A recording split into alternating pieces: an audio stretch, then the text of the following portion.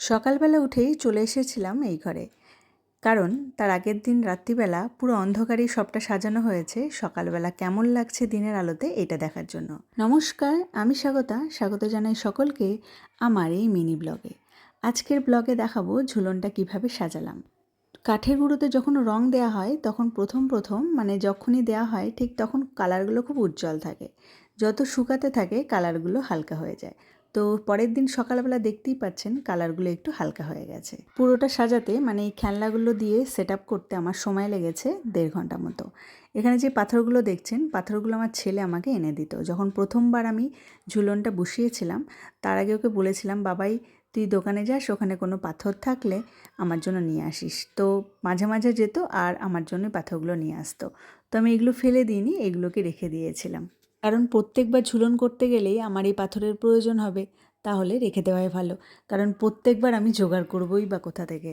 এখানে কিছু খেলনা আছে আমার ছেলের, কিছু খেলনা আছে মায়ের, আবার কিছু খেলনা আছে যেগুলো বেথুয়া থেকে আমার ছেলে নিয়ে চলে এসেছে একটা একটা করে। চলুন, ঝুলনটা মোটামুটি সাজানো হয়ে গেছে, এবার আমি বলি কোথায় কি সেট আপ করেছি। প্রথমে দেখালাম বাড়ি, এইগুলো ছেলে ব্লকস দিয়ে বানিয়ে দিয়েছে বিভিন্ন ধরনের বাড়ি। আর এটা হচ্ছে জঙ্গল, আর জঙ্গলের ওই পাশে আছে এক পাহাড়ের মতো একটা সেট আপ করেছি, ঠিক তার নিচেই করেছি যুদ্ধক্ষেত্র, ব্যাটেলফিল্ড। আর পাশে আছে ট্রেন লাইন, আর এখানে হচ্ছে একটা মন্দির মতো করেছি, পাশে একটা নাগরদোল্লা, এখানেও একটু বাড়ি করেছি, এখানে রাস্তা, আর এই সামনেটা করেছি পার্কের মতো। এই পাশেও একটা বাড়ির জায়গা করেছি, এখানে বাড়িগুলো খুব ছোট্ট ছোট্ট, সেই জন্য হাইলাইট করার জন্য বাড়ির পাশে একটা করে জিনিস দিয়ে দিয়েছি আর গাছ দিয়েছি।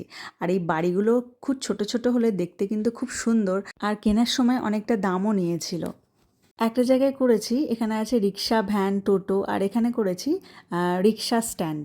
এখানে আছে দুটো মোটরসাইকেল, আর ওই পাশে একটা এয়ারপোর্ট মতো করার চেষ্টা করেছিলাম, কিন্তু ঠিক হয়ে ওঠেনি, ভেবেছিলাম এক আর হয়ে গেছে এক। তো যাই হোক, যেটাই হয়েছে সেটাই ভালো লাগছে। আর ওইদিকে একটা জলের সেট আপও করেছিলাম, কিছু মাছও আছে, একটা কুমিরও আছে, একজন মাছও ধরছে, একটা নৌকাও রেখে দিয়েছি। সব কিছুই আর কি একটু একটু করে নেওয়ার চেষ্টা করেছি। এবারে পরবর্তীতে চিন্তা হয়ে গেছে পরের বছর কিভাবে সাজাবো, নাহলে প্রত্যেক বছর একই দেখতে লাগবে। এবারে আমি এখন থেকেই ভাবতে শুরু করে দিয়েছি যে পরের বছর ঝুলনটা কিভাবে করা যায়, সেটা না এখন থেকেই ভাবতে শুরু করে দেবো, পরের বছর আসা অবধি সবটাই রেডি হয়ে যাবে। এটা হচ্ছে পরের দিন সকালবেলা, ঠাকুরের সামনে একটু প্রসাদ দেওয়া হয়েছে, নিজের মতো করে পুজো করে নেওয়া হয়েছে।